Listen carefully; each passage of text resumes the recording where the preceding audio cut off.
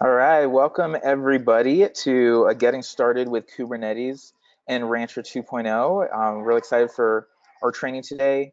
We have people joining the line, so we are just getting going here. We'll just dive right in, kind of give you an overview of what we are doing today. And for people who are joining the line, this will be recorded, the training will be recorded, you will get these slides, you will get all the questions. And so you don't worry if you're joining, a few seconds late. So our objective today in this training is to give you, a really solid technical introduction to Kubernetes using Rancher. We'll start off with slides. We're going to do like maybe 10 minutes of slides, kind of give you a context for Kubernetes, some basic components and concepts around Rancher and Kubernetes. And then we'll just be doing demo. And throughout that time, please ask questions, put your questions in the chat. This really is intended to be interactive, and sort of more of a hands-on training than just like us speaking at you.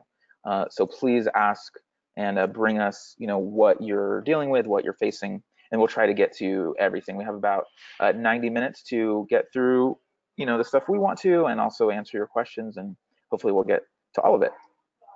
And so just to let you know who we are, my name is Matthew Shear. I'm the community advocate at Rancher, and we have Jason on the line. And Jason, how do you pronounce your name?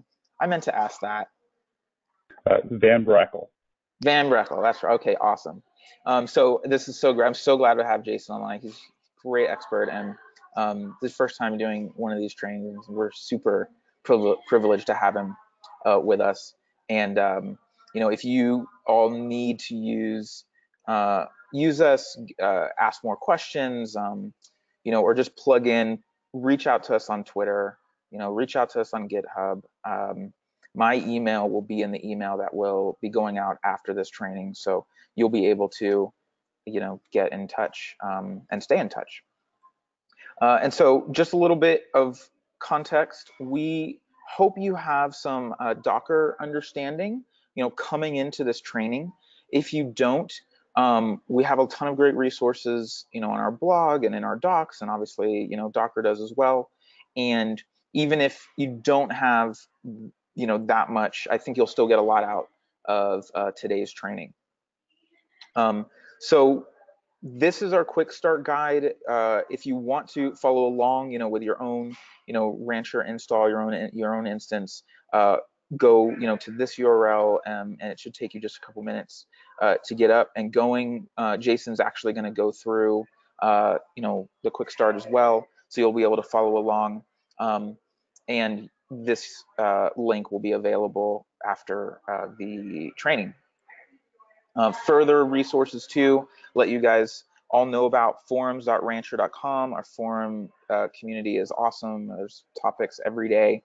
Also, our Slack channel at slack.rancher.io has a ton of great conversations going about infrastructure and Kubernetes and all these topics that we're going to be covering today.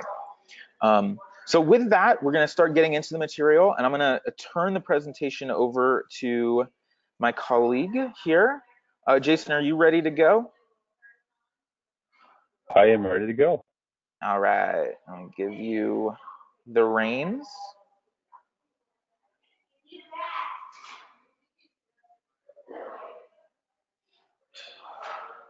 All right, can you see my screen? I can, you're good. Great.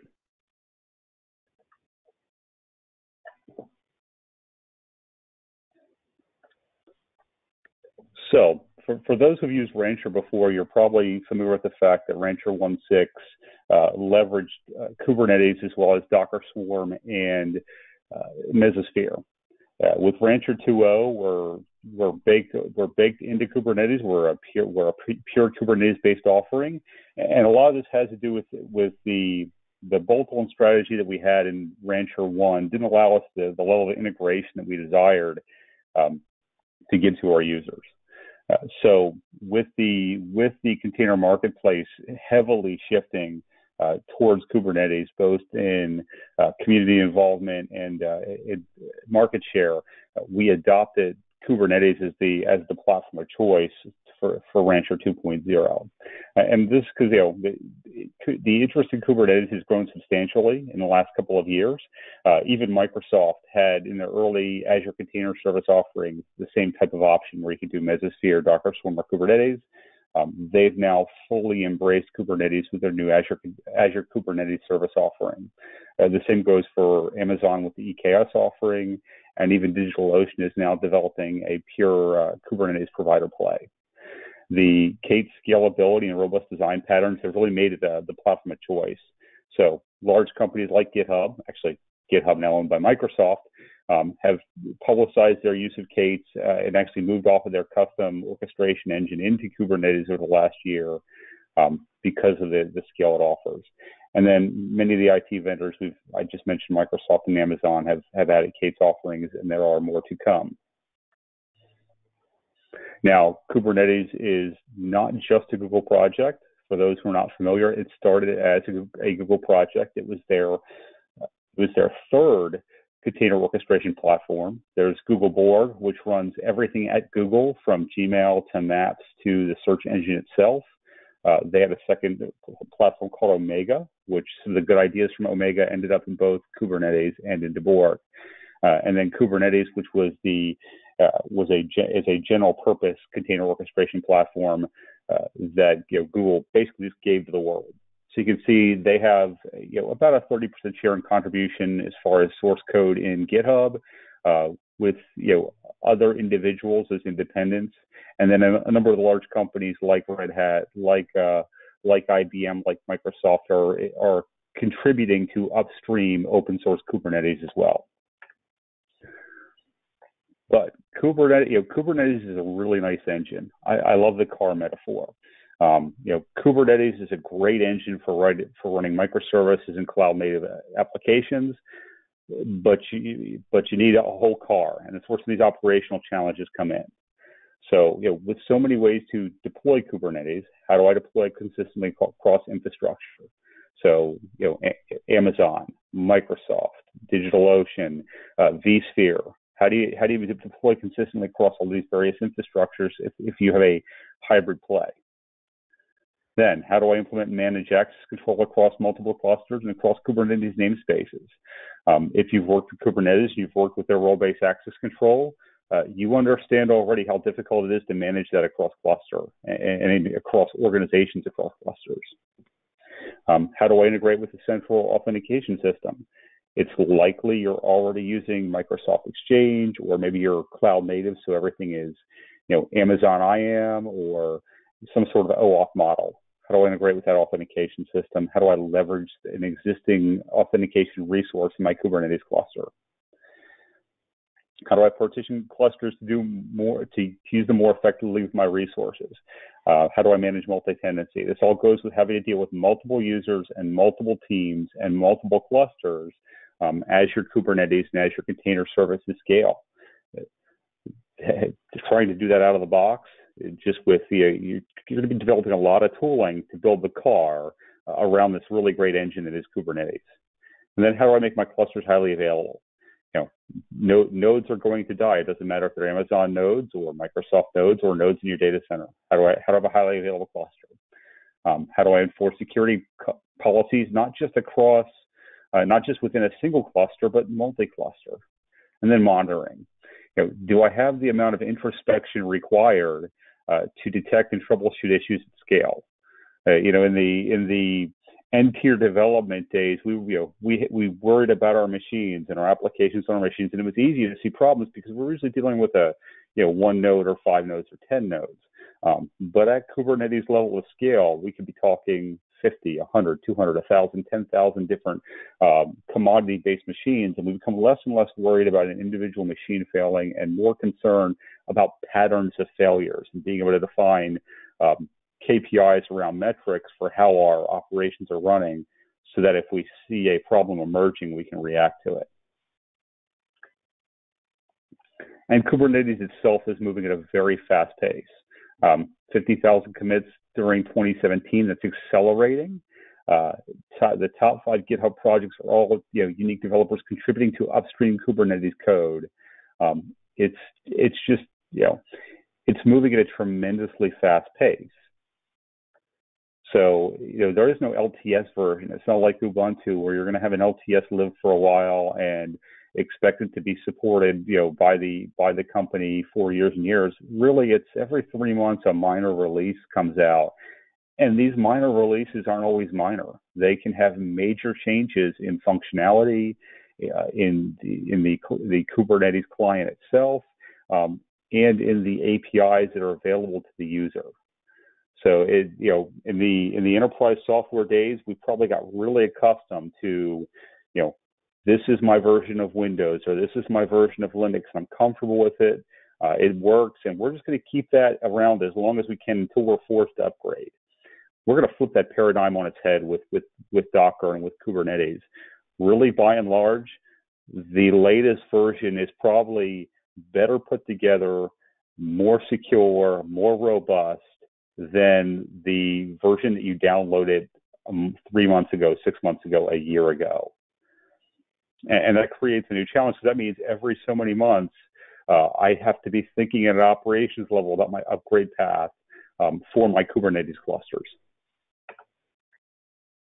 And usability is difficult. Kubernetes at its core is a set of abstractions that help you build out large-scale distributed systems. But the learning curve is steep. I've been working with this software now for 2 years, 3 years now, almost back to the early days. I joke constantly, hey, Kubernetes is still younger than my toddler in preschool. So the learning curve is there. It's a lot of reading and education. So anything that we can have to accelerate that is good. The Docker knowledge that you may have working with containers in Docker or in Docker Swarm isn't very useful going into Kubernetes, other than you understand the containers that are working underneath the orchestration platform. Your Docker Compose files don't really transfer over. There's a project out there called Compose with a K that tries to help you leverage Docker Compose files in Kubernetes. It only works so-so. But otherwise, you're stuck with it like this guy here in the washing machine with your head stuck in the washer. You're getting a real close look at everything, but you may not be real useful or you have a little pain. The funny thing is Kubernetes is robust enough that if your head's stuck in the washer probably still works. So enter Kubernetes and Rancher better together. So as I said, Rancher 2.0 took a very different architectural approach than Rancher 1X. The idea behind 2.0 is that we weren't going to get in the way of whatever your Kubernetes is. We're just going to build on top of it and make it better. So Rancher itself is an open source container management system used to run Kubernetes in production. It has a very nice, easy to use interface for case configuration and deployment. I have nothing against the Kubernetes UI dashboard, but there's a lot of things it just doesn't do, and it's not incredibly useful for operations teams. So we try to help that along with our UI. Then infrastructure management across multiple clusters and across clouds. So regardless of whether your cloud is in VMware or Azure or Amazon or an EC2 in Amazon, you have the ability to view and manage those clusters in a single pane of glass. We automate the deployment of the latest case release, or if you so desire, an older case release. And then we offer workload, role-based access control, policy, and project management. And then again, Rancher open source is the same as Rancher supported, where we're not holding anything back as a company. We keep our lights on by offering 24/7 enterprise-grade support. So we also offer our own Rancher Kubernetes distribution. It's RKE. It is vanilla Kubernetes. We're just building it our way. And then we have infrastructure services to help with storage, networking, load balancing, and security, regardless of which infrastructure that you're on. And again, it's a complete container management platform. It's not just about Kubernetes. So we have the user interface I spoke about. We have CI/CD hooks, your monitoring and logging concerns, and app catalog. and then unified Kubernetes management, all the things that you're concerned about with Kubernetes, built on top of whichever infrastructure you want, whether that's Amazon, Microsoft, Google, or something else. And this will run on everything from a cloud provider to, bare metal with an operating system. Architecturally, underneath you have Kubernetes. And I won't go into the details of how all the Kubernetes components get to that, but everything under the square on the top is Kubernetes. The square on the top, is Kubernetes components. The Rancher server itself is using cluster. It has cluster agents that are responsible for managing Kubernetes. Now, the box looks isn't entirely accurate. The Kubernetes clusters being managed by Rancher have some Rancher custom resources running on them. A custom resource is a Kubernetes type of object. It's basically a custom object type, but it works just like any other Kubernetes types. These cluster agents are monitoring the various clusters that are being managed, sending information back to Rancher server through a WebSocket, and it's a constant back and forth. But if you try out Rancher on your existing cluster, you decide you don't like it, it'll tear out seamlessly, and your cluster just continues working as it did before you even adopted Rancher. That also means that the clusters that you create in Rancher aren't tied to Rancher. You could completely remove Rancher from the picture, and the only thing you would lose is our authentication proxy, this little box over in the lower left-hand corner. So next, we're pretty much done with our slide deck. We're going to do a little Kubernetes 101. We're going to talk about these specific Kubernetes objects, pods, deployments, services, config, and ingresses. Just a few more slides, then we'll go to demo. Actually, but let me pause for a second, Matthew. Let's take a question before we dive into Kubernetes 101. Do we have any questions about what we just saw slide-wise?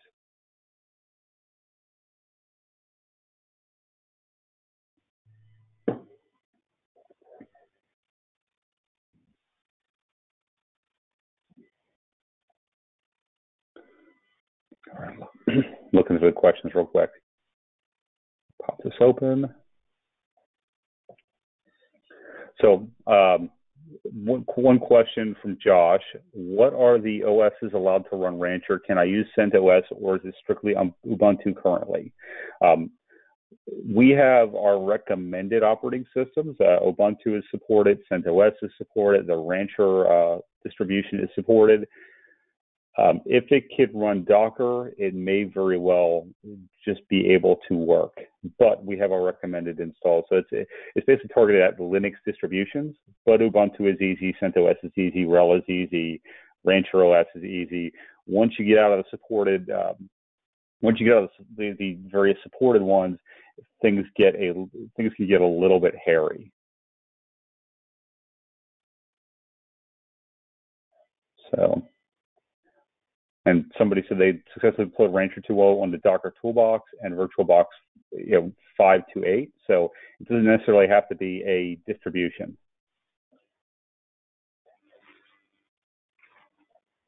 And then I'll grab one more before we move on to the next. Let's say we did this one.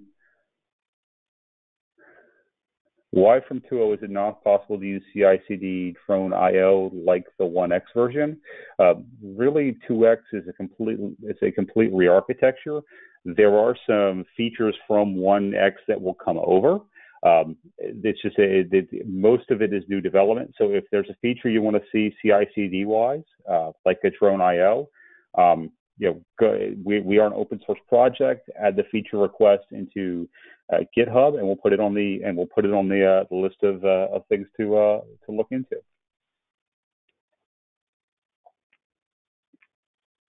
All right, I'll move on. Keep the questions coming, Matthew. If you see anything that jumps at you for the next time we stop, by all means, I'll let you grab it first. Cool. So pods. Now, one thing you'll notice about Kubernetes is it's a lot of nautical terms and a lot of ocean terms. So if you look at the Kubernetes logo, it's a ship's wheel with seven distinct handles on it. There's actually a reason for that. So as I said earlier, Kubernetes lineage is Borg. One of the Borg that was in Star Trek Voyager, we're getting really nerdy here, was 7 of 9. So one of the original ideas for the name to name Kubernetes was Project 7, and that kind of held over into the Kubernetes logo. I think it was Brendan Burns who mentioned that during one of the interviews after having left Google, and he's now with Microsoft running the Kubernetes side of the Azure team. But a pod, a set of whales is a pod, which is why you always see containers on top of a whale when you see Docker, for example. So pods are a group of containers. It's the smallest unit that can be deployed in Kubernetes. So Kubernetes is unconcerned, at least doesn't surface the individual containers to you as a first-class object. Everything is wrapped into a pod. Even a single container lives inside a pod. And this will consist of one or more containers that are always scheduled together. So they're in the same Linux namespace. They share the same local host. They're essentially as if they were, and they will always be scheduled on the same physical node. A pod cannot stretch across multiple nodes. As I said, they can speak to each other via local host. So as you're concerned about application components and ports talking, if you're dealing with web and with, let's say, Redis, you're still concerned inside the container about port 80 and 443, and I can't remember the default Redis container or Redis port off the top of my head, but Kubernetes will handle all the pod mapping for you. The containers themselves can still, the containers themselves working together are concerned about just local host, which also means if we have a container that's supporting our application but not part of our application, it can live in the pod along with the application itself and speak over local host. It's a pattern called a sidecar. And I'll take a moment here. I'm a big book guy. I read a lot of books. I'm a read the manual type of person as well. Go out and grab Designing Distributed Systems by Brendan Burns. Brendan Burns being one of the creators of Kubernetes. You can probably find the PDF for free online. Microsoft gave it away earlier this year. And again, it's just Designing Distributed Systems by Brendan Burns, and that is the container and distributed systems equivalent of like the Gang of Four patterns in object-oriented programming. It starts to set up a shared vocabulary for designing distributed systems. So when you hear me say like sidecar, a supporting container inside of a pod with other containers, that's where that comes from. And pods are confusing. If this explanation is confusing, don't worry too much. Pods, I wouldn't say pods today typically contain only a single container. There was for a long time, a series of thought that said always single container per pod. That's been people have been rethinking that, especially with things like sidecars. But if you're having trouble with the pod abstraction, think of them as containers for the remainder of training. You can figure out the differences later. We have a container full of pods. We have to figure out where and how to schedule them and how many that we want. So the next step of this replication control and replica set. The only difference between a replication control and a replica set, and I can't remember which one is which, because I've been doing this long enough that one didn't exist when I started doing Kubernetes. One allows you to do queries based on labels, and the other only does selections based on single label. But the replication control and the replica set are what is driving that group of pods. So if I have, let's say again, I have an application, I have a microservice that lives in a pod, but I want 6 of them so I can handle that level of horizontal scale, load balance. The replica set's responsibility is to make sure there's always the amount that I desire. So if I desire 6 and somebody trips over a core of the data center and knocks out a node, and I only have 3, the replication controller's responsibility is to make sure those are 3 replicas of that specific microservice, that specific pod definition, are running somewhere in my platform. You're probably never going to use the replication control or replica set. because you're going to be more concerned about these, which is the deployment. So the deployment, again, level of abstraction above replica set. The deployments create and update the replica set. So the deployment is concerned with the rules around performing upgrades and scaling. So if I want to upgrade from one version of my pod to another version of my pod, the deployment creates a new replica set, and then will slowly roll over the version from one to another at an increment that you can specify. So let's say you start doing your rolling update either geographically or a little bit at a time via time or percentage, and you find there's a problem. That also means you can roll back the deployment and all your new replica sets go away, but the old definition is still there, and you can still rehydrate the however many pods that you want to have. So services. Services handle the 4 types of network traffic that Kubernetes has to deal with, and that's ingress into the platform, egress out of the platform, and then east-west traffic within the cluster itself. The services provide a DNS entry that is either local to the cluster or outside the cluster, and a consistent endpoint for a group of pods. So what that means is that when I define a service for a pod, that let's say there's 6 pods that are, a replica set of 6 pods. When I have a service that is pointing at that group of pods, internally there's a process called kubeproxy, and kubeproxy acts as an internal round robin load balancer between those different pods within my infrastructure. So there are different types of services. We mentioned 3 of them here. There's a 4th called external, where you're essentially creating a service within Kubernetes that points out to something that is outside the platform. It's almost like creating a DNS alias. But honestly, if you already have the ability to modify DNS, you don't really need an external service. So the other 3 types, you have a node port, and this is quite literally the service that is pointing to a specific set of pods is using up a port on the physical node on the host network. So if you know the host name and you know the port number, you can hit that service. You don't have to go through Kubernetes. It's one way of explicitly and statically exposing your service to the outside world. You're not going to use a whole lot of those. If you think you need one, you probably don't. You have to rethink your design, but it's available to you for specific things. The next is a cluster IP. Cluster IP means my service only gets an IP that is accessible from within the cluster.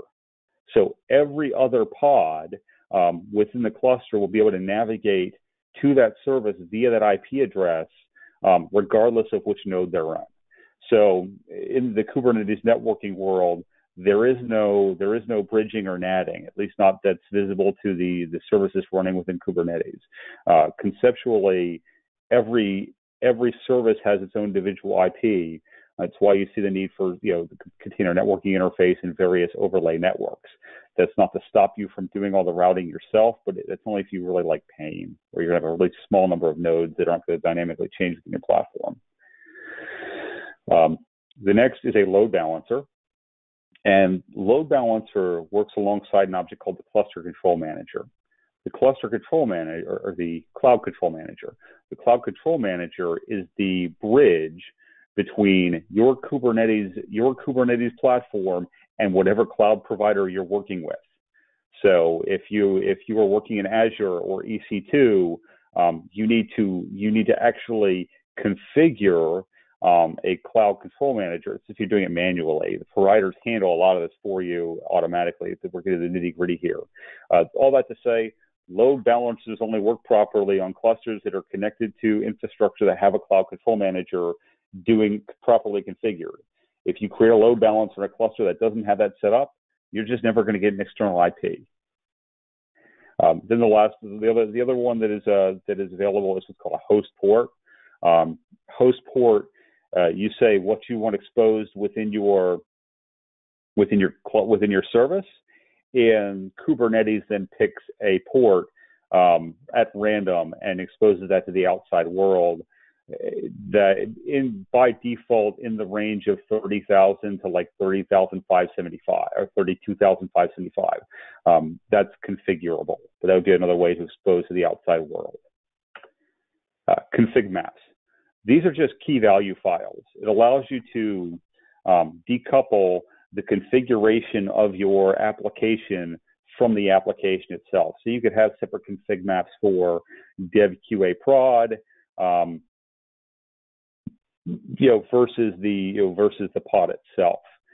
So you've decoupled the pod spec from the setting spec, and these could be exposed into the inside the pod, either as environment variables or even as local storage mounted inside the pod.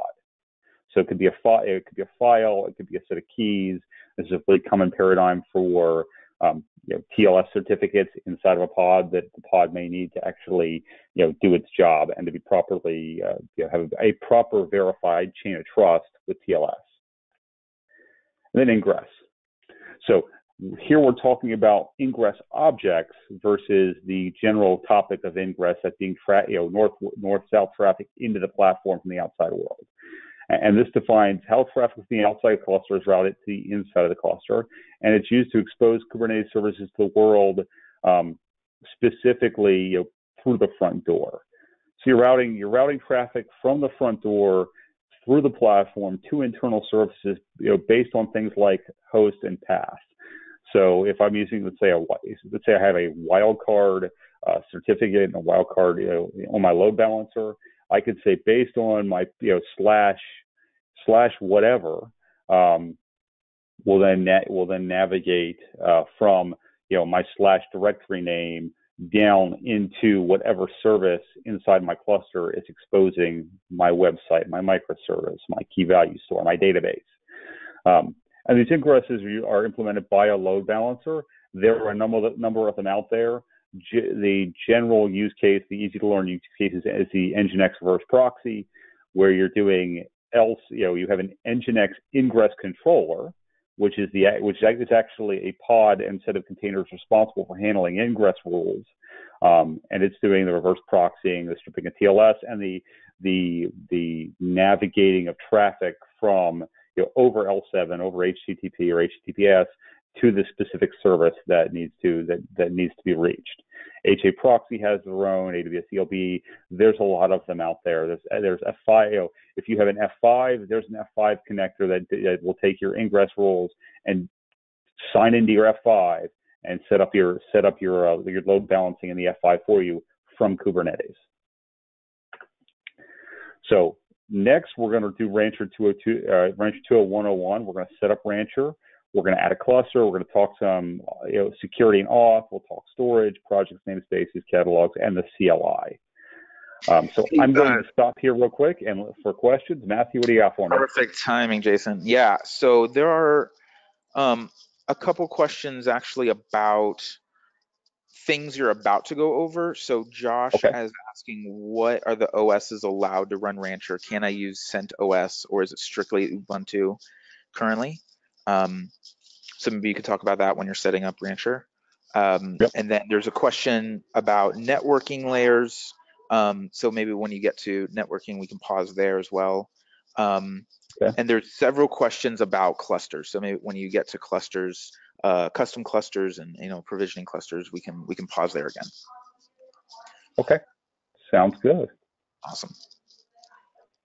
Then let me close PowerPoint because I'm done looking at PowerPoint, and let's actually get started. So I'm going to open up the quick start guide.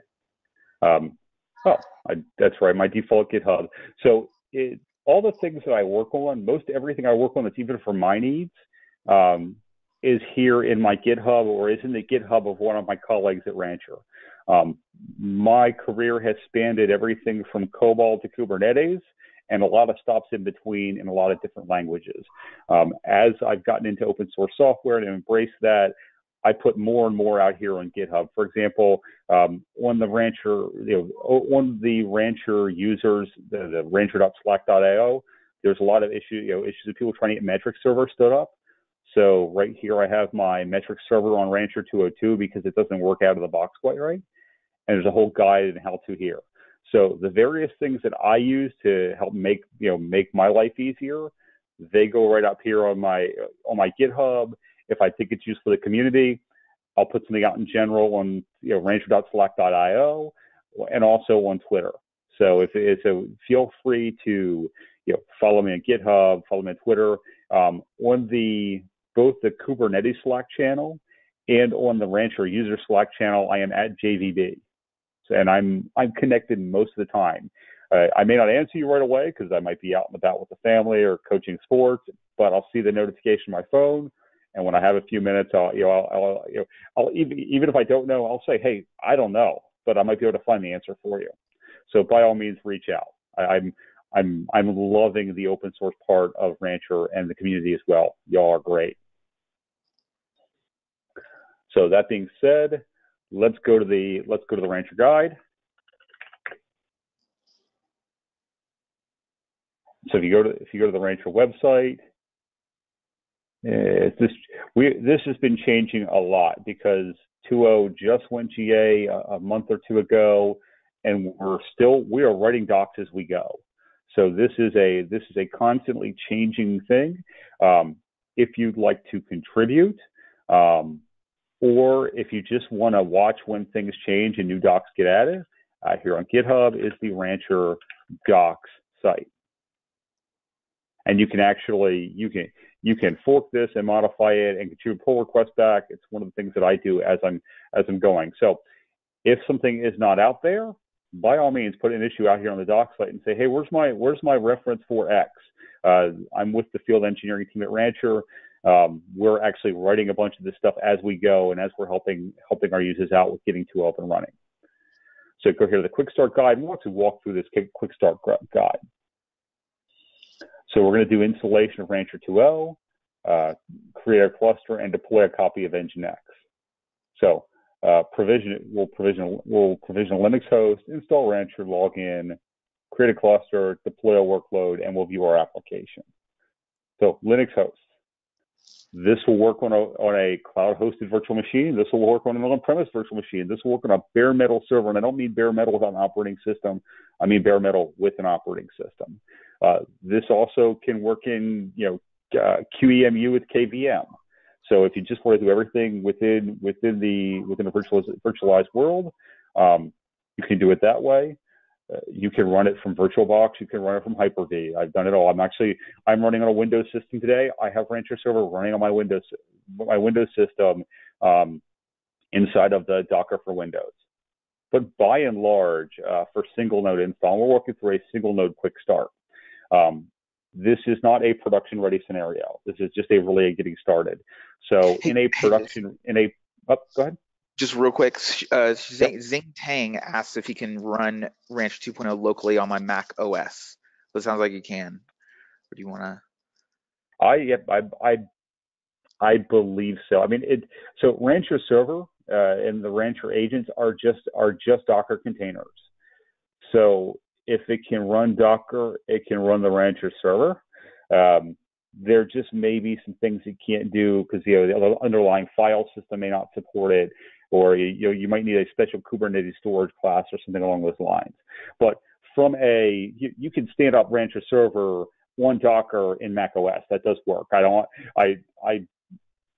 Because of how my career has spanned, I'm working on a Windows machine. My primary machine is an Ubuntu Linux machine, and I've got a MacBook Air to my right. So if you have a question about how it works on a specific operating system, shoot me a question by all means, because I've probably experimented with Rancher on all three at some point in the last couple of months. Awesome. I'm actually fairly new to Rancher, so I'm learning some of this along with you. So I'm more than happy to explore some of these things as well. Great, thank you. You're welcome. By and large, your best case is Ubuntu 16.04, RHEL 7.5, or CentOS equivalent, because really CentOS has just become the non-enterprise RHEL, or Rancher OS 1.3.0.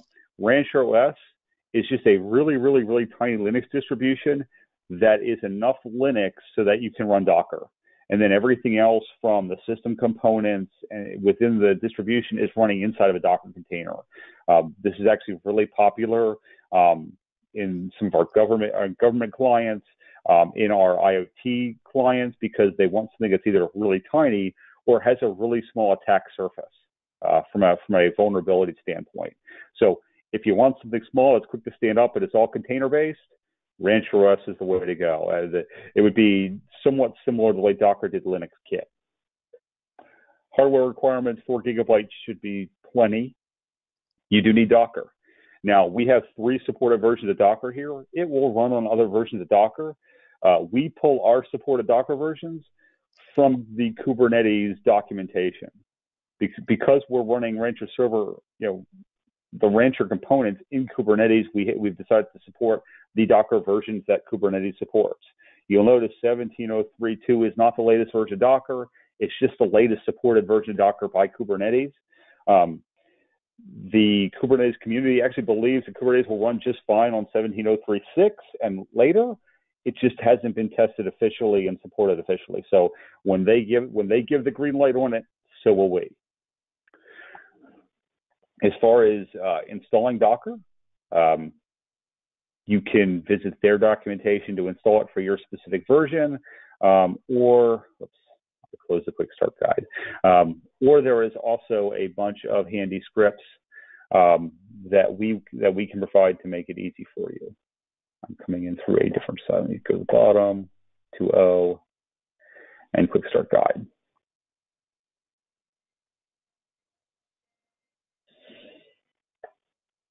And I wonder if I don't have memorized yet where our Docker scripts live, but we have a specific set of Docker scripts that are a specific set of bash scripts that will do the installation of Docker for you and the configuration of Docker for you, or you can just do it the way that Docker says to do it. Either way will work just fine. And then, as I said, Rancher server is just a Docker container. It's out on Docker Hub. Starting it is as simple as sudo docker run. We set the restart to unless stopped, and we expose port 80 and 443 because it has a web interface. There are other things that you can set here. You can set for custom certificate chains and mapping out volumes for storage and a whole bunch of other things that you can do from Docker. I'm just covering the bare minimum. So we will get this started. I'm actually going to take this Docker run. I'm going to modify it a little bit for my machine because I have 80 and 443 used by other things. And as you can see, I'm in PowerShell. I have Bash here as well. And I'm just going to run this. I'm going to run this on, let's see, 82. And I always do these backwards. Let's see, you know what? I'm just going to grab my script because, like I said, I always do this backwards. This actually comes out of one of my GitHubs, so Field Engineering Utilities. As I develop more here, you'll see more. So I'm just going to cat. Yeah, that's how I do it. I do 8443 and 8080 just because I have 443 and 80 doing other things on my server.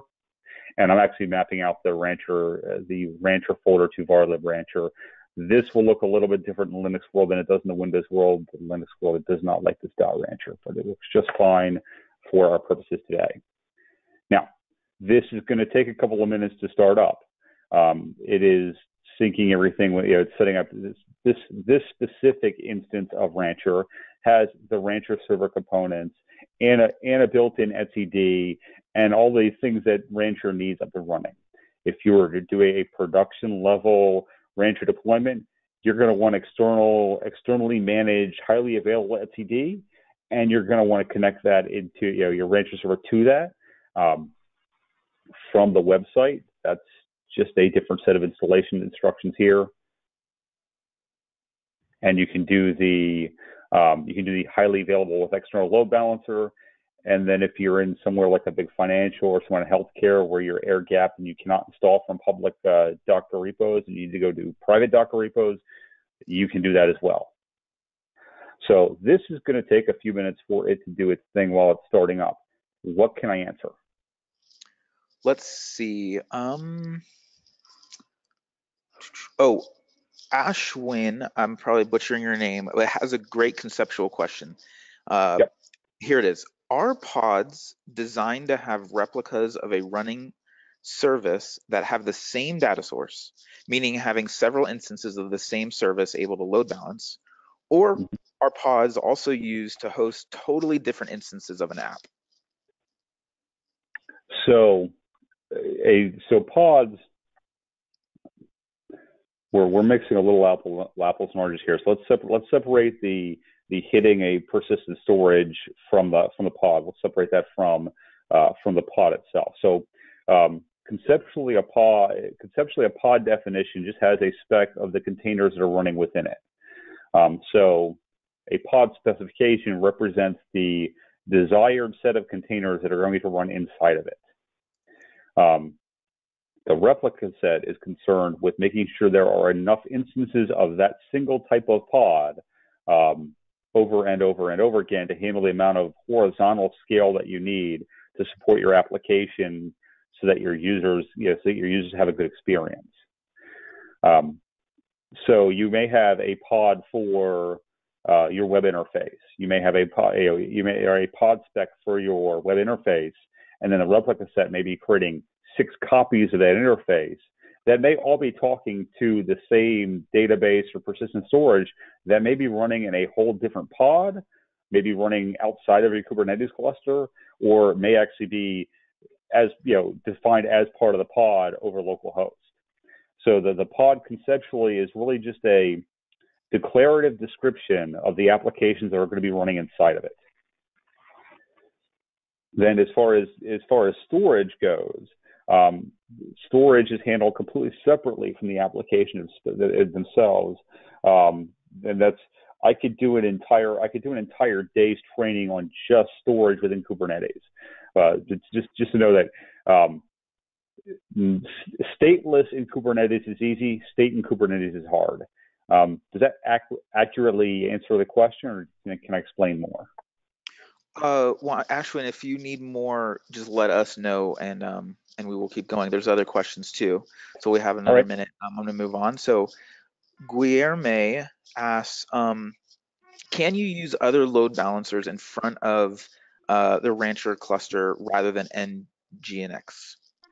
Yes, absolutely. So from out of the box, we provide Nginx as the ingress controller for Kubernetes. There are other ingress controllers, and from a Kubernetes perspective, to remove our default setup, and use something else, it's just if you delete the namespace that we put our ingress controllers in, when I'll spin up a container and show you where that is.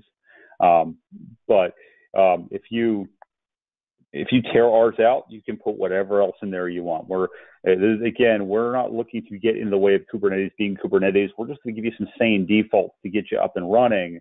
And as your skill set, as you level up as a Kubernetes operator, you'll need less and less of the defaults that we hand to you, and you'll become more opinionated about the things that work for your organization that solve your business problem. Awesome. Okay, one more. Christopher asks, does Rancher automate the creation of ingress controllers? Yes. So Rancher out of the box, we set up the Nginx ingress controller as a daemon set. So every worker node within the Kubernetes cluster will have a copy of Nginx scheduled, or the Nginx ingress controller scheduled on it. So we out of the box will hand that to you. So okay. I think we're now running. Let me do it. Let me open up another. It does look like we are up and running. So let's see if I can hit my brand new setup here. Now I use a dynamic DNS service so that my laptop is publicly hittable to the outside world. Please do not hit my laptop while we're doing the demo, because you'll bring my laptop down, and that'd be a horrible experience for everyone. So just know this is running on my laptop right now. I should not be asked about. Oh, I know what I did. This thinks it has the SED from my other system. Fortunately, it's really, really empty right now, so it's a good thing. So this is the global view. Now we're in this cluster as a super administrator. You can do everything out of the box, right out of the gates. And let's start going over some of the features. But even before we'll create a cluster and let that do its thing.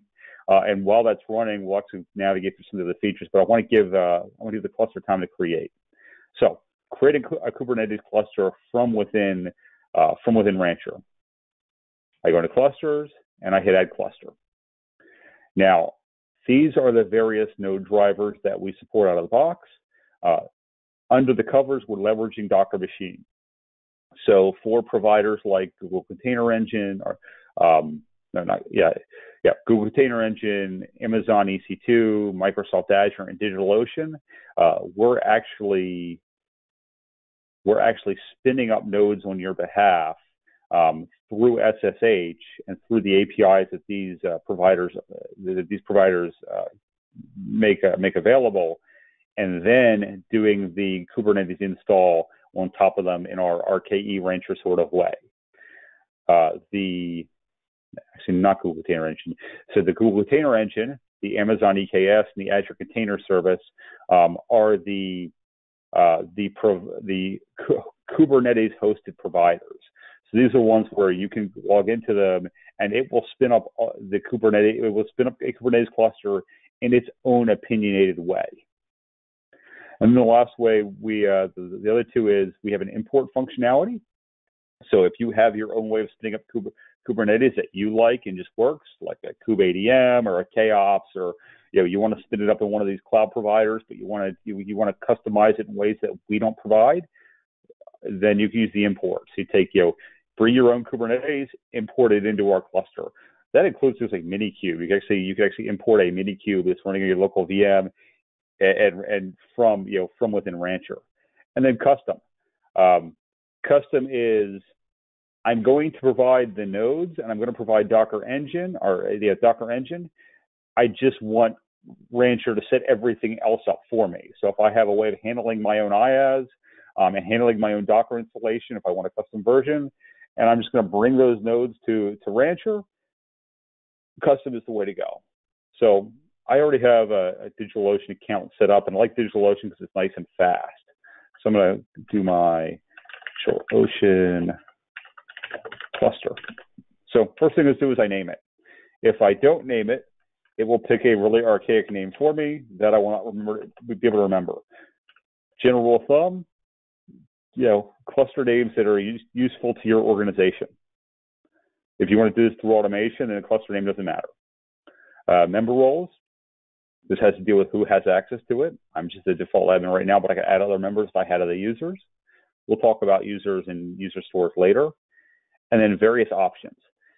Every different driver up here has a slightly different set of options, but a lot of them are the same. So we have the Kubernetes version. These are versions that we provide, that we give definition for. They are the vanilla version of Kubernetes. They're just our repackaging of the vanilla version in our way.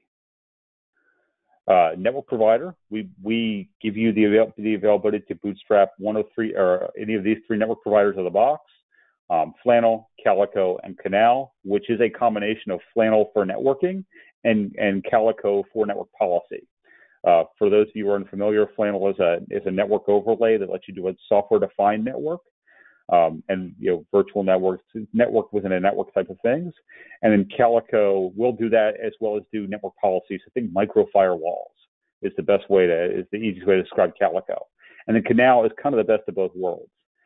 If you don't know which one to pick, just pick Canal. It's the best of both worlds. It's a sane default.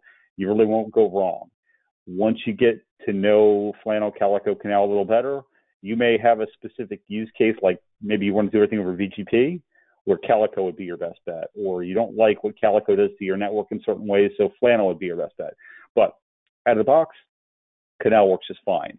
If you want to use something else like Weave, for example, you're going to want to either set up your own Kubernetes cluster and then import it into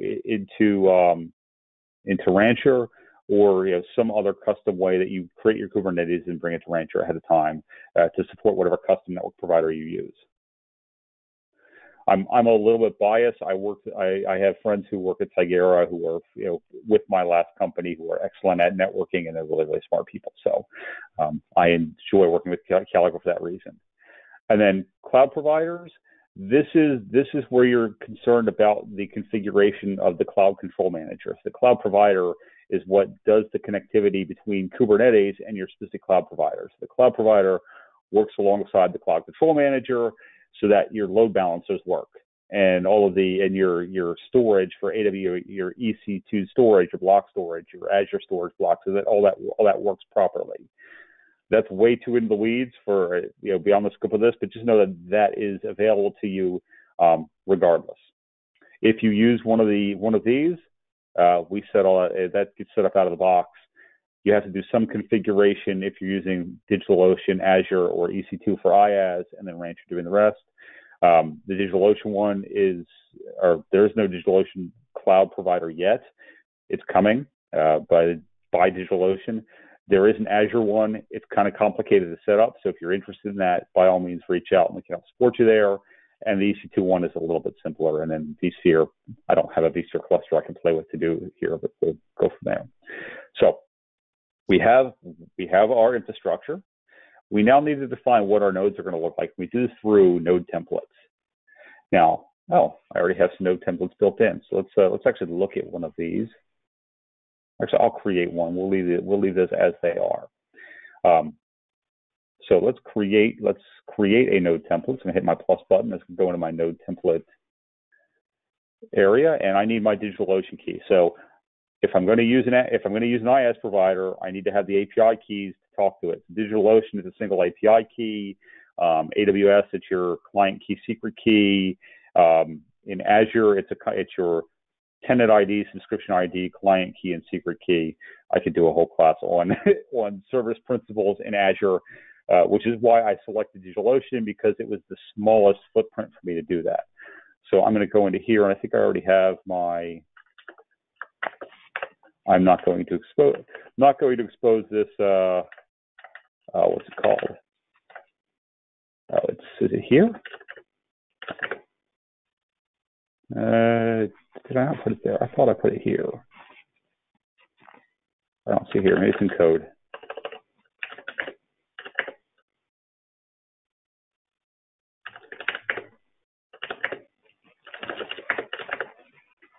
Oh, I know where I put that. I put it here. There we go. So I want to copy. I put this in the wrong area, and I can't use the clipboard from the dash here. So I'm just going to move this back to where I was, and then exit here. And then I'm going to redirect that to. So I have my key in my clipboard, and I can just paste it here without exposing it to all of you.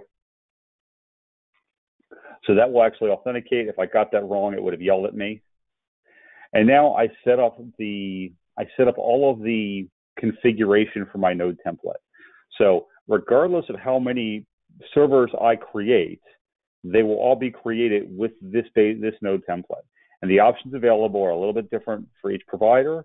In this case, I'm going to use a region. I'm going to use New York 3. I'm going to say what my droplet size is. This is more than enough for our example. Recommended sizes, I'm always going to say it depends. By and large, if you're doing microservices architecture, 4 gigs of RAM is probably more than enough. And honestly, where you're going to bottleneck most of the scale is probably going to be file I/O. So make sure if you're going to have a lot of file I/O, have fast storage. But that being said, for our purposes, I'm just going to use the default. I'm going to use Ubuntu 16.04. Every one of the providers has their own set that they allow you. If you're using DigitalOcean, you can use Rancher OS right here out of the box. And that does work. I actually was playing with that last week. Then I can name my template. I'm going to call this Rancher Demo General. It's just my general purpose one for this. I can add annotations. And I have a bunch of, here is so when I talked about all the different scripts we have to set up Rancher, we have all of these different scripts that will set up Docker for you. I don't want this one. Oh, I thought for sure I would have that path. Looks like I have it here. Yeah. So I will have to find the page where all of these are. But all of our recommended versions of Docker, there's a script, and you could just basically run that and pipe it right into SH, and it will install Docker our way for you. But that's all we need here for the rest of this node template. So we'll just close down all our options, and we are ready to go. And now I have a general purpose node template that I can use elsewhere. So if I want different types of nodes within my cluster, I just have different node pools. So these are the 3 different types of nodes that make up Kubernetes. You have etcd. So these are your storage nodes. etcd is the persistent storage, it's key value store created by CoreOS to do high-speed I/O key value. So you need etcd. You need control. So control nodes, your control plane, these are all your Kubernetes constructs that are just concerned with Kubernetes doing Kubernetes things. And then worker nodes, that's where your applications are hosted. But you'll notice nodes can be more than one.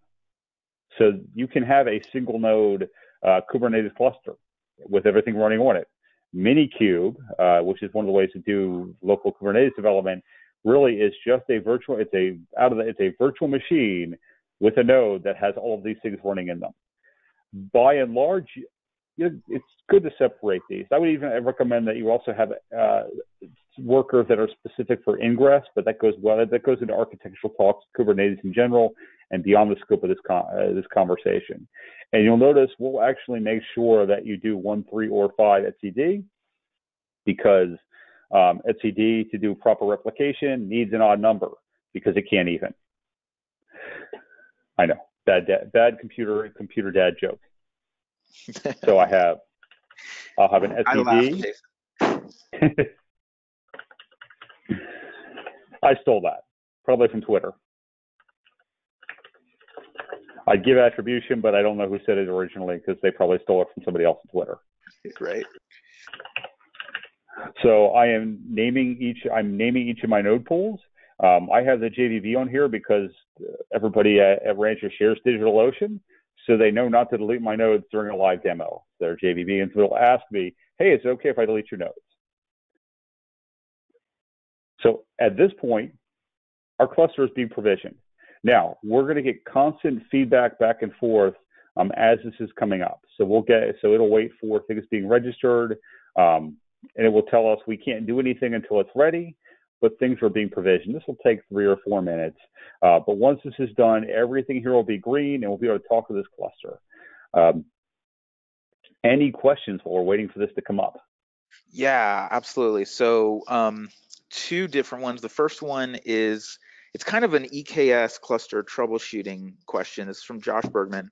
Okay.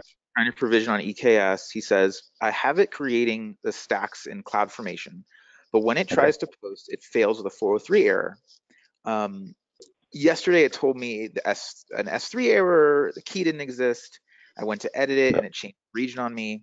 And having seen the process you just went through, do I need more permissions, or maybe is there another issue I should check? So what happened in between when Rancher went GA and today is we developed the EKS functionality based on the preview. What happened was Amazon took down the preview and then changed some things and then went GA. So currently the EKS functionality is a little bit broken. There's GitHub issue on that actually. You can see where that is, and I'll point it out to you so that you have the ability to see it. Go to, and then I'm going to search my issues for EKS because I saw it out there. Yep, here it is. Make EKS GA work. So because we're an open source project, we don't hide our warts. there's 2,000 of them that people have posted that are currently between Rancher 1X and Rancher 2.0. So there are some issues like S3, just because it changed enough between preview and GA that it's that it just doesn't work yet. And when you see the milestone here, this isn't a guarantee. This is a target that we want to hit, to have this available by 2.03, because we really like DKS in preview and we really want it to work in 2.03. What else can I answer? Okay, awesome. So Enrico, I hope I'm not butchering your name, says RKE. So he's having this is another troubleshooting issue. The RKE is not working properly in Rancher 2.0.2 using a custom cluster. If you try to create a cluster choosing custom solution, it's not possible to use the system at all. I'm not aware of any specific problems on RKE itself, and we use it pretty frequently here. It's a big part of how we do standing up the clusters every day.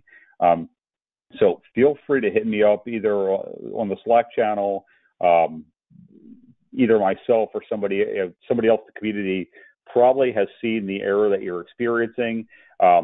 But if nobody else answers you, by all means, at JVBme on the Slack channel, and I'll help you out with that. Awesome. Do you have time for more questions? Another question? Yes, absolutely. Okay. We're just waiting for this revision. Terrific. Okay, so Michael says, this is Michael Krieg says, the networking layer from Rancher 1 is removed in version 2. So only the KS overlay is used for networking. Is that right? How do you separate networks? For example, if you have two data centers, is one network estranged between them? Can't quite read his writing. So I would, there are ways to span networks via software. I would highly recommend that you don't try to do that with Kubernetes. Kubernetes does not federate well. And it doesn't spread geographically well. So generally, I try to keep my cluster within the same AWS region. You can spread things across zones, but the further you get away from the Kubernetes control plane, things get a little weird. So that's one of those areas where the technology hasn't caught up to business need yet. So I'd recommend either a multi-cluster scenario, which Rancher is really good about helping you out with, or investing some time in federated Kubernetes, actually helping bring that up. So while this is still provisioning, I'm going to walk through some features of Rancher, since we have time to go through them. If you want to use the CLI, you can download the Rancher CLI right from here. There are Windows, Linux, and Mac OS versions. I already have that installed here. Oops, that's not that. Oh, I don't have it in my path. I had it in my path. It's not about that, but I could download the Rancher CLI and talk to my Rancher cluster via the API.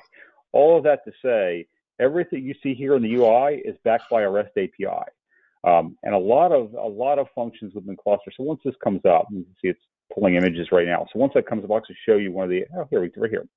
I can actually view a cluster and edit a cluster definition here in the API. So it's just REST. Modifying declaratively what I want my cluster to look like. So if you, for example, need metric server to work, you can go here to the kube API and kubelet definitions and modify what gets started up via extra args so the metric server works. That's one of the areas I experimented with this week. But pretty much every operation is available. Every operation is available through the API, and many of those things are available through a jump in the UI and all the different things that it can do. And I can actually run an activity from here in the UI, do a show request. It will give me either the curl for it, or I can just run it right here and see the response. So let's say, if you want to do advanced CI/CD with Rancher, you can, because it's just a REST API. And to authenticate, you go in here and just create an API key for your CI/CD system.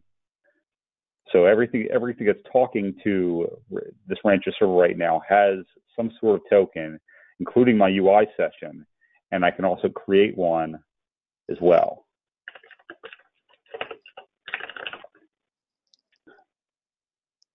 And just like any other API, I can copy and paste it. I get a one-time look at it to create my keys, and then I'm done with it. We're not going to use this right now, so I'm going to close it off. And just so I don't leave an open hole that I forget about, I'm going to leave it. I can also create these from the UI as well. So if I want to create tokens from within the UI, I have the ability to do so. I can actually add an API token. So if, like, let's say I have a scenario where a new application team comes in and we want to get an access to Rancher server, I can have automation that when they get a new group in Active Directory, for example, they get a new API token and access to the system. That brings us to authentication. Out of the box, I'm just using the Rancher user store. We also support, I'm going to disable this because it's not actually working for this test one, so I inadvertently grabbed my old etcd. But we have GitHub and Active Directory out of the box in 202. There are more coming with 203. You're going to have Azure AD, SAML, LDAP, a few others are coming. I don't know which one's going to make 203, which one's going to come later, but that's a big part of the 203 release is more authentication providers. And you can go in and set up your cluster against Active Directory and map out groups in Active Directory to roles within Rancher. So roles. These are our built-in roles. It is a facade on top of Kubernetes RBAC. So actually this one's custom because it's custom to the server, but let me go to one that is not so custom and look at something like manage nodes. So nodes are a specific resource within Kubernetes, and I can grant access to all of these different verbs for that specific resource. So if I were to create a new role, for example, I have the ability to map against everything. So all clusters Rancher-wide, including Rancher itself, a single cluster or a project. And a project is our object that basically groups a set of namespaces together for the purpose of managing RBAC. So I could do let's say a cluster level, and I could grant any Kubernetes object as well as any Rancher object. So for those familiar with Kubernetes objects, all of our controllers that are helping do all of this are a custom resource definition. So there are custom resources running the Kubernetes cluster providing information back to Rancher server, actually to WebSocket. So when you're running Rancher server, there needs to be the ability for the Kubernetes cluster to call back into Rancher server. So it needs to be able to resolve the Rancher server's either IP address or DNS,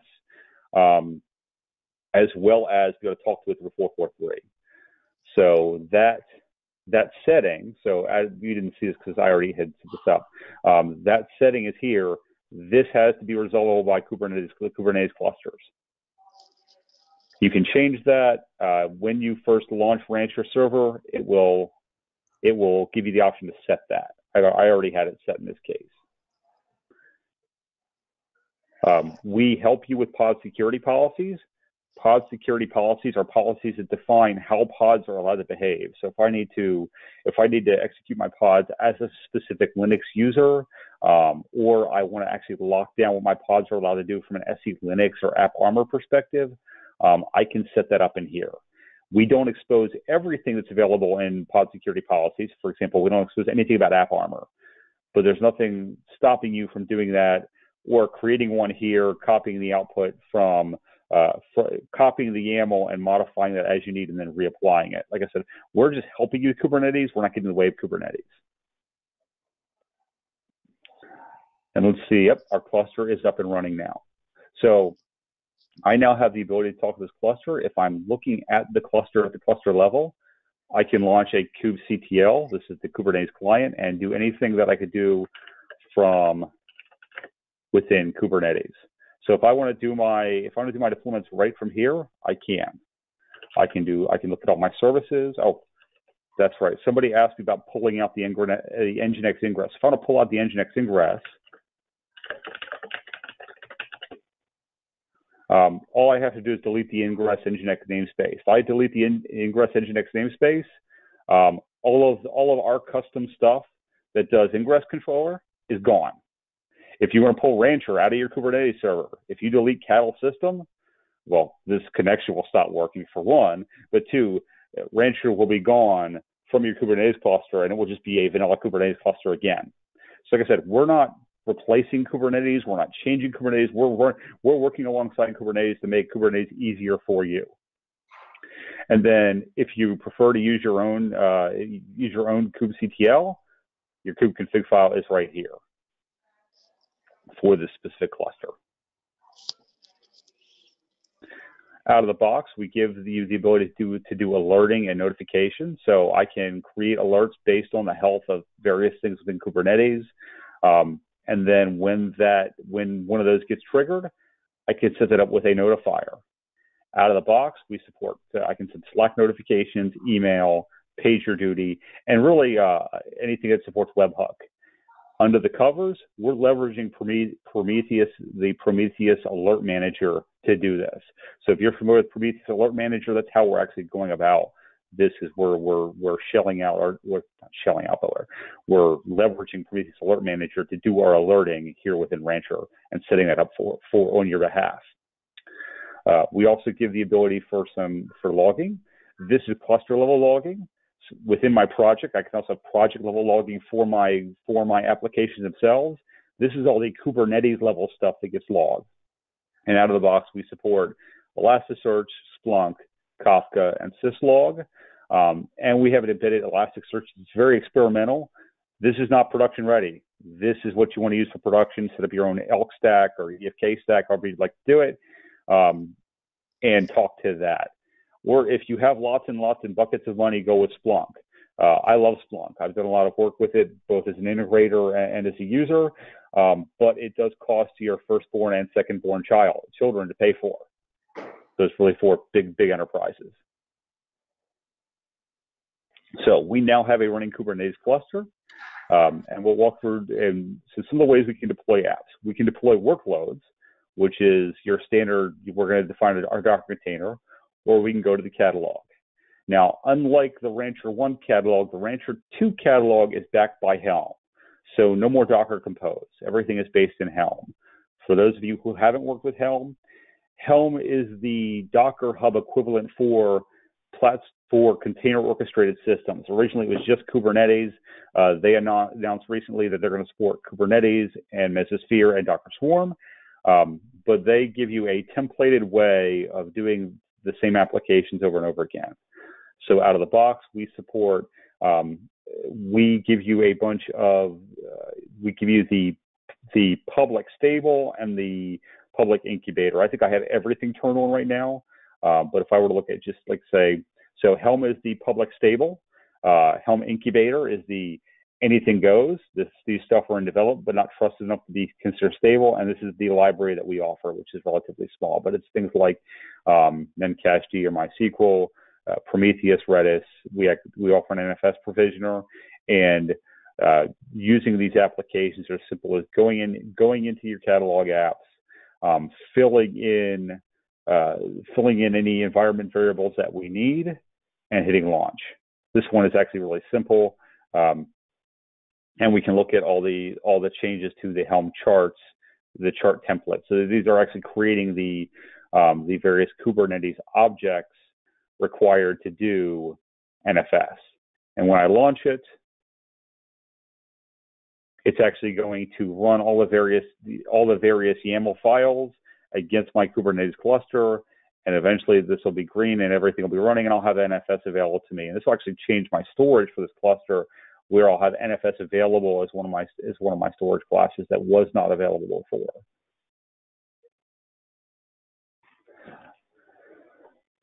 So if we go into here and look at the various storage classes, we now see the NFS provisioner that was created along with that Helm chart, and I can actually support other classes within my cluster out of the box. So if I want to support, if I'm on Amazon, I want to support EBS. I set up the EBS provisioner. If I'm on Azure, I can set an Azure disk.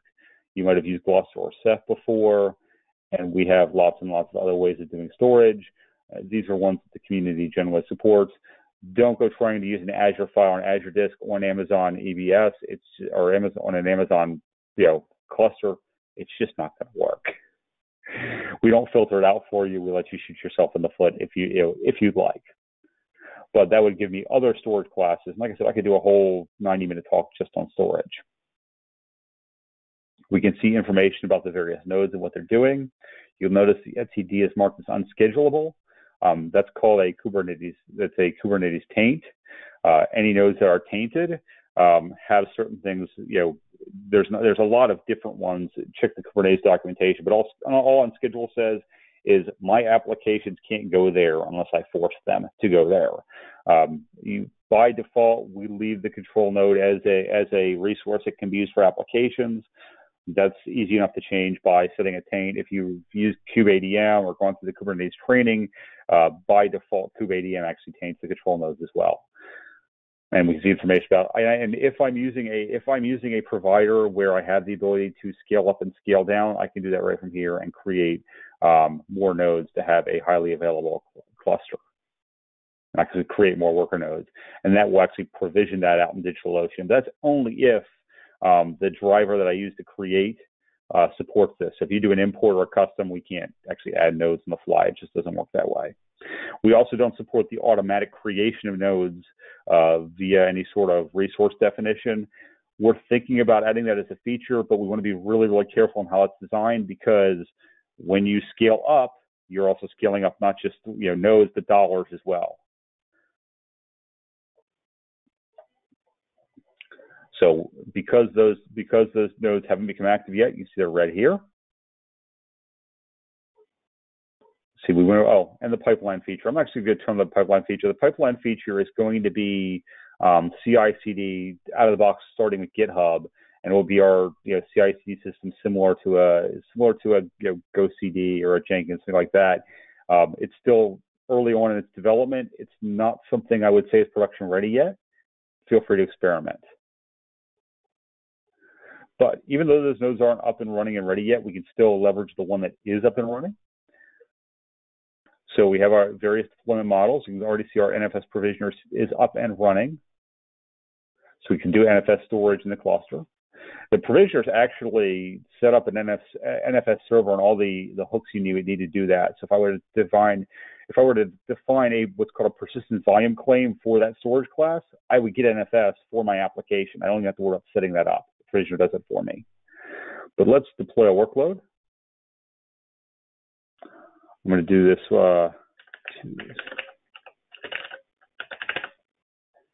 I have options. These all map to Kubernetes workload types. So my scalable deployment of pod is a deployment. Run one pod on each node is a daemon set. It will actually install a copy on every node. A stateful set is a stateful set in Kubernetes. We can do a cron job, which is as well, or a job in Kubernetes. And a job in Kubernetes is a run once and done. I can define a Docker image. I'm just going to go grab one right out of Docker Hub. You can set up default. You can set up private registries if you see fit. You just have to include that as part of the URL. And I'm going to create my service right here from within the container. So I'm going to map out 8080, and I'm going to give that a node port. And I'm just going to create it. Now I can also set things with the volume, health checks to make sure to see if I want to make sure my container's up and running, and I can also set up a liveness check to make sure that my service running within the container is alive. And I can also set up rules around upgrading, which will modify the deployment object, and how I want to do updates. So I'm just going to launch this.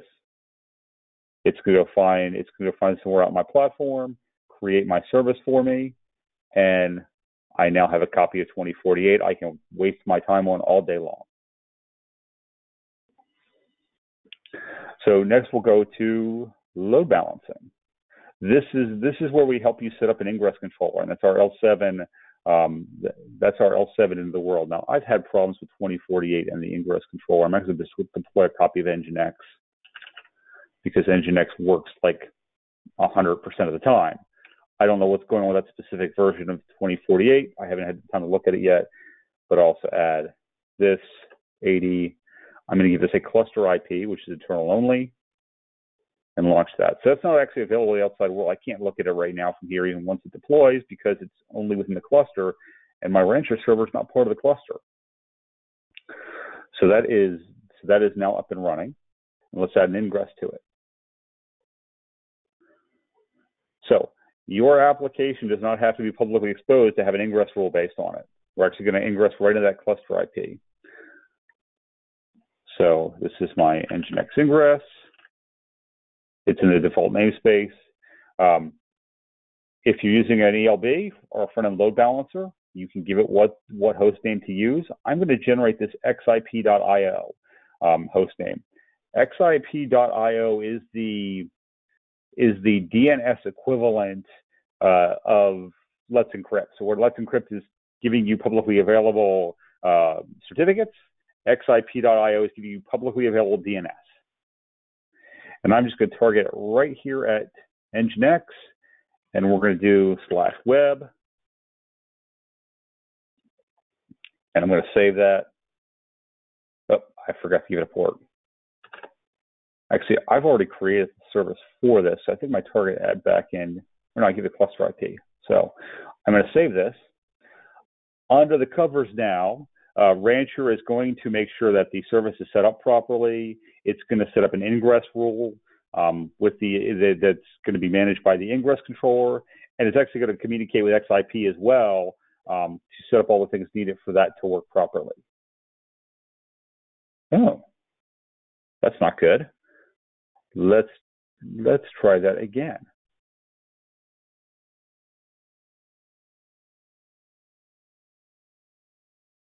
Oh, already exists. Okay. I'm not sure what that error was. I'll check the recording later and make note of it in case we have an issue here. But if I go into my cluster now, into my project inside of my cluster,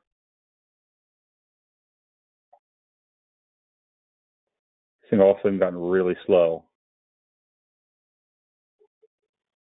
Okay. That's just that is Rancher setting up the ingress right now.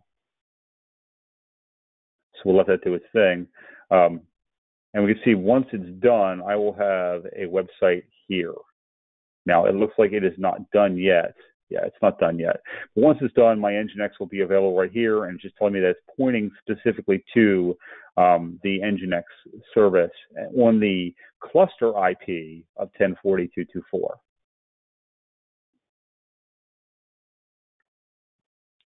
Now, a service discovery, this shows us all the services that are currently running within my cluster. You see the node port that I created. The workload itself has its own service, and then we have the Nginx one that I created with a cluster IP, the Kubernetes API that is running, and then the Rancher ingress created this specific object to assist in going to that target. And just like anything else within Rancher, I have a view and API and can actually modify that from the API itself. Any questions? I think it's a good place to stop. Yeah, all right, great. There's a ton of questions, and thanks everybody for your patience. I know some people have asked their questions a while ago, but let's start with Will Dennis. He says, I note that the native Kubernetes dashboard is not offered in Rancher 2.0. Is the expectation that the Rancher 2.0 UX will take the place of that? So the Rancher 2.0 UI does well above and beyond what the Kubernetes dashboard can do, and there's nothing wrong with the Kubernetes dashboard. It's a great system. I used to work with one of the developers to help design it, but by and large, it doesn't do a lot of what you need to manage Kubernetes, and we're trying to give you as much that we can. So you can certainly add the dashboard in. I actually think the UI dashboard is one of the catalog apps that we offer, or that might be. Let me look. I feel like it is. Yeah, Kubernetes dashboard. You can actually go ahead and we have the Helm chart available, so you can bring the Kubernetes dashboard right in and launch it. And then I'll let that come up, and I'll have to see how it exposes. I'm not sure if it exposes it through a service or a node port or what, or if it exposes it at all, but it will actually stand up the standard Kubernetes UI dashboard. What other questions can I answer? Yeah, great. So Christopher and Augustine have related etcd questions.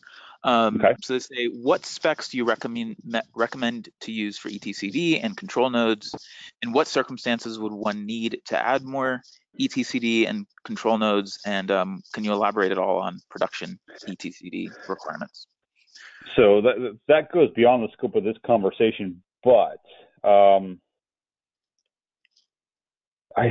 I'll have to go and look for the link on the reference document. Hit me up on Twitter with that question as well, and I'll see if I can find there's a reference document that I found really successful in other Kubernetes deployments. By and large, the etcd documentation does a good job of laying some of that out. Really, etcd only starts to get slow at really, really massive scale when you start to get into multi-thousands of nodes, or if you're doing a whole lot of modification of your cluster constantly. So by and large, at small scale production, tens of nodes, just what we stood up now is probably plenty fast and plenty able to do what you need. Where it starts to bottleneck over time is at I/O. So the faster I/O that you can have available for etcd, the better. So that means using the faster AWS storage and the faster Azure storage when you're provisioning nodes for etcd. So hit me up on Twitter on the Slack about that, just so I can ask more questions about your specific situation, because that answer is going to depend on whether you're setting it up in your data center or in your cloud provider, how highly available you want it, how geographically available you want it. There's a lot that goes into that conversation. Awesome. Okay, great. We'll move on then. Actually, this next one is also from Christopher. He asks, is it possible to define user quotas from So we don't have the ability to do fine-grained user quota on things like block storage or things of that nature. Our ability to control access is really limited to the RBAC rules that are available within the cluster itself. So the things that go into our roles here. So if there is a Kubernetes object or a Rancher object, custom object that works, that's as far as we can really go there. We don't have the advanced storage quota by user capabilities. Some of that is in Kubernetes. Some of that is going to depend on your provider.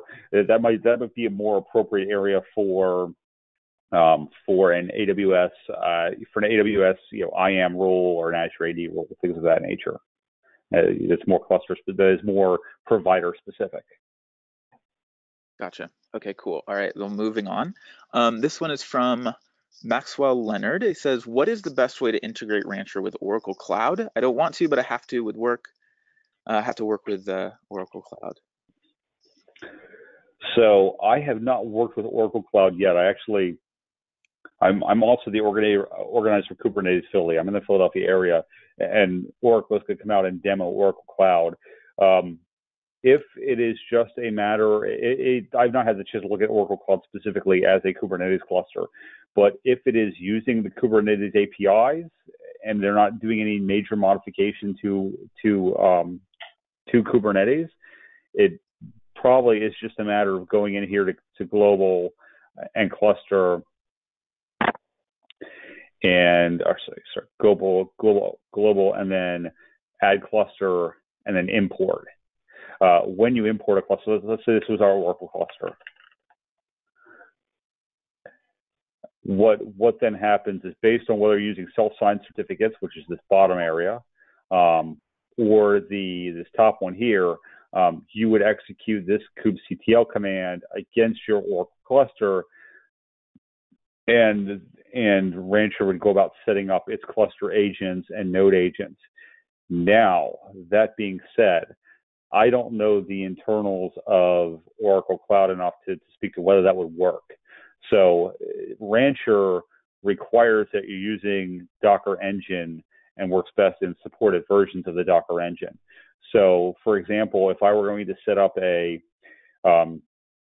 Kubernetes cluster that were in the vein of Kubernetes the hard way, which is Kelsey Hightower's instructions on spinning up Kubernetes from scratch, that uses containerd with the open containers run C, or with straight run C, and with gvisor. Those are not Docker Engine related, and so Rancher actually needs to be able to talk to the Docker socket as part of how it works. So it may or may not work in a Oracle cluster. Not knowing whether it's a Docker-based cluster or not, I can't answer that specifically, but if it isn't a Docker-based cluster, it won't work. What else can I answer? All right, so Rohan asks, is there any update to Rancher secrets in Rancher 2.0? Currently, no. We are leveraging the Kubernetes secret object, where we've not added anything on our UI to support that specifically. That may be coming, and we're also not doing any sort of Vault integration. If you were using something like, say, a HashiCorp Vault to store secrets in an encrypted sort of way, we don't have any plugins to that right now. But since it is if it works in Kubernetes, it will work in Rancher. We just may not hold your hand in doing so. Okay. Awesome. Joshua asks, is Alpine supported or roadmapped for support? Do you know? Alpine Linux? I don't know. I would have to experiment with it to see if it would work. I've not gone out and tried to do it, but the general rule of thumb is if it can run Docker, it can run Rancher server, and it probably will be able to run Kubernetes. It would be one of those. It'd be a custom setup here. So you do an add cluster, and you either do a custom setup where you set up the various parts for Alpine, or an import where you create the cluster outside of Rancher and then import it in. But even in the custom scenario, what you're doing is you're defining a public and private node address, any labels that you want specific to Docker, and then what the node role is, and then you execute this Docker command on each of your Linux nodes, and that will actually stand up the Rancher agent and Rancher pieces required to run against the platform. So it's kind of that half step in between fully created for you and have to create everything yourself. So it's you provide your operating system and your supported Docker engine, and then you execute this command on the server, and that will after you have an etcd, a control plane, and a worker, a single one, at that point everything is ready to go. And then adding another machine into that cluster is just a matter of, again, executing this command on whatever cluster, or whatever node type that is. So okay. The short answer is I don't know. The longer answer is maybe. It may actually work today. Awesome. And I note the time that we have. We've kind of gone over our 90 minutes, and there's still quite a few more questions. So, are you willing to just do a few more? Yeah, let's why don't we cut it off around 10 of, and okay, any further, feel free to I'll tease something. I'm working on doing a weekly video cast where we take questions from the community and answer them in demo format, 30 to 45 minutes every week or 2 weeks.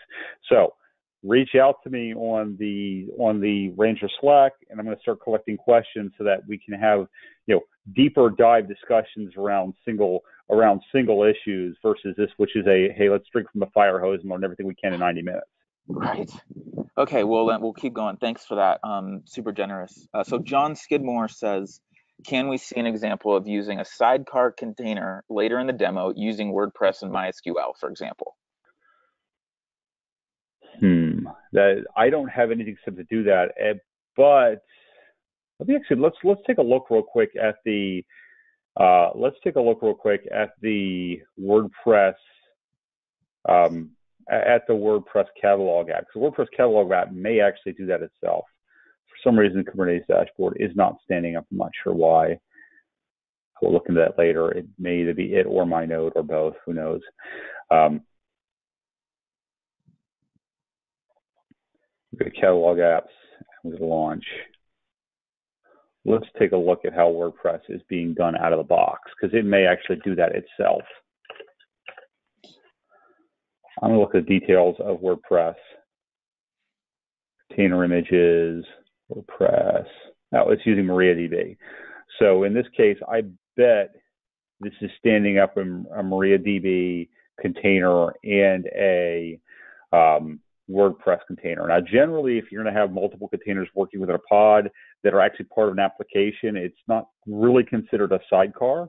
A sidecar is more for things that's supporting an application that may not be part of the application itself. So it may be one common paradigm I've seen with sidecar is a stripping off TLS sidecar. So let's say you have a legacy application that can't do TLS. It was written 10 or 15 years ago in our SSL 1 days, and it just can't be upgraded to do TLS.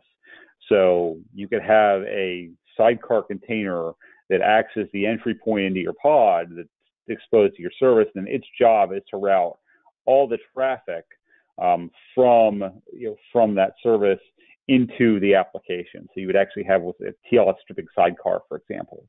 That would be a supporting sidecar, or some sort of monitor. Like say you have a copy, some sort of monitoring software that's not Kubernetes provided, that's monitoring your application and feeding back to Elk or something. Yeah, that would be more your sidecar pattern. This would be more of a multi-container type of pattern, is really the question you're asking. So, but if I were to go in here, we're just going to see how this thing does its job out of the box. So WordPress is actually doing, I'm going to look at the deployment file, the deployment template. So in this case, this is what a Helm chart looks like.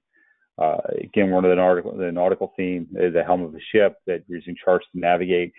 And it's really, if you've done any Go, this is really Go TPL for doing templates. But these are the things that get filled in by these answers here.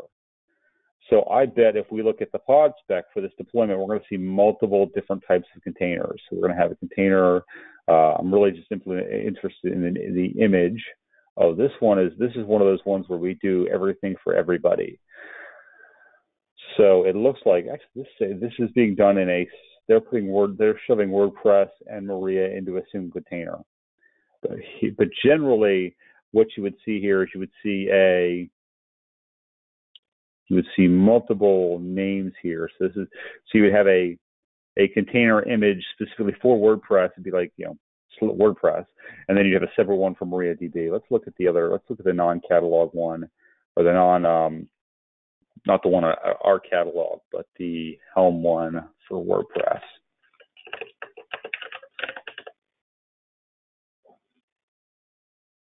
So the difference between our catalog and the Helm catalog is the Helm ones generally are trying to solve to be everything for everyone.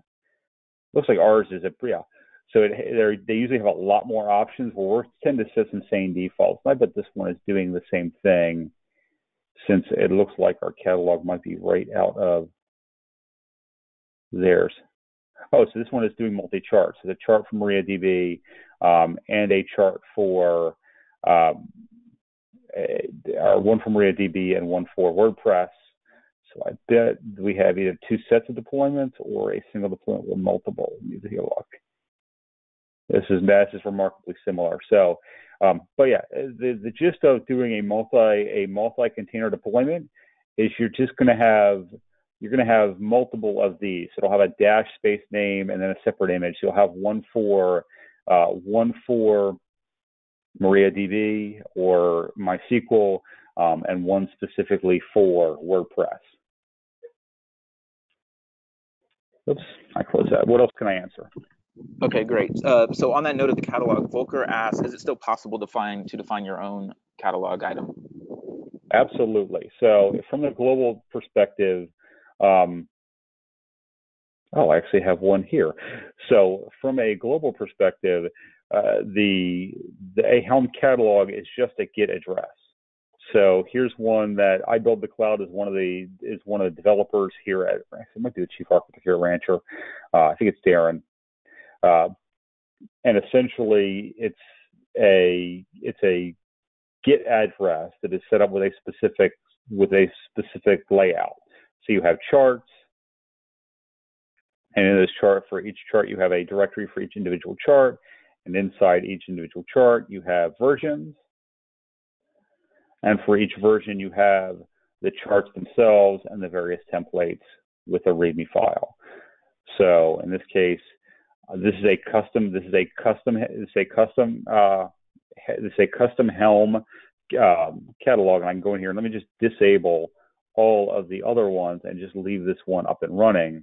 And if I go back into my cluster and I want to launch a catalog app, I should have only the ones available to me that are in Darren's setup.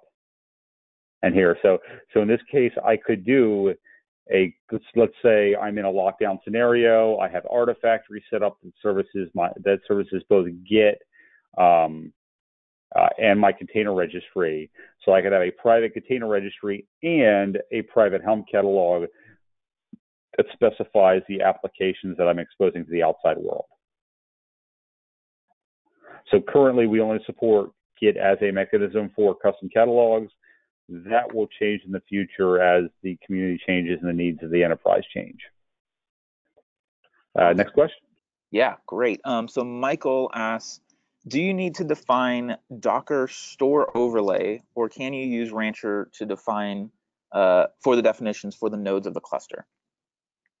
You do not need a Docker store overlay. Really, all you need for a Rancher supported cluster is Docker Engine. If you have Docker Engine set up and running, and that could be Enterprise Docker Engine, that could be Moby Docker Engine. It does as long as they support a copy of Docker Engine, we will actually go ahead and handle the rest for you. Awesome. Okay, moving on. Goodman asks, for logging, we would like to be able to change the index when using Splunk for logging. Since the default index is overused at our location, is there an easy way to do this? So I believe there's actually a bug around this right now. But when you set up Splunk, you should have the ability. I think it's in source. No, that's not right. Yeah, there are some additions to the Splunk area that's really needed. If you want to do customization beyond our setup is a fire hose. We're sending everything to the HTTP event collector. So currently it doesn't do HTTPS because I have no way of defining a cert chain for it, and it also I can't select an index. These are both things that are in GitHub in our issues right now, because I found them while playing around with this. I would recommend that if you want more control over how things go to Splunk, send them to syslogd first, and then push them to Splunk from there. Because I believe there is a mechanism to go syslogd into Splunk pretty easily. Awesome. Okay, next one. Dawn asks, what does canal look like? I guess that's a question. From a cluster perspective, it's another set of containers just like anything else. So if I go into my cluster and I do a kubectl here, this will be actually inside I'll put the namespace again. So I believe it's sitting inside the kube system namespace. So I'm going to specify get, and I want pods in the kube system namespace. It's not an NS, it's a -n. What did I do wrong? Get pods, dash, and kube system get. And it helps if I spell kubectl properly. That's all canal is. Canal is a set of pods running within my Kubernetes cluster that are managing the Kubernetes overlay over what's called the Container Network Interface, or CNI. The CNI is it's a set of interface, it's a set of directives that any provider that wants to provide CNI functionality for Docker Swarm or Kubernetes or Mesosphere, anything else that supports CNI, has to implement in order to be a CNI compliant tool. But the CNI is basically how networking is done in Kubernetes under the covers. So all the canal pods are doing is implementing CNI within Kubernetes. If you want a deeper understanding of how CNI and Kubernetes interact, just check out the Kubernetes documentation, because the three we offer are the three most popular. There are a whole bunch of other options for CNI networking within Kubernetes. Awesome. I think that's 10 to the hour now, Jason. So I think we should end it there. Okay. There are a couple more questions, and so just reach out. Slack, slack.rancher.io, and I think you gave your Slack handle too. I think, is that right? Yep. Yes, I am. I am at JVB. I'm on the Rancher Slack IO. I'm also out on the Kubernetes Slack IO as well. Awesome. And just a reminder to everyone who's still on, this will be sent out to you via email, hopefully in the next 24 hours. So you'll see the questions and the slides, and the recording. And that's it. Thank you so much, Jason. So informative, and thanks so much for your time and for everybody's questions too. You're welcome, and thank you everybody who joined us today. I love this community. Thank you so much for being part of it. And by all means, reach out to me if you need anything. If you're in the Philadelphia area, like I said, I run the Philly Kube meetup. Come join us. Awesome. That's right. Okay, everybody. Talk to y'all soon. Bye now.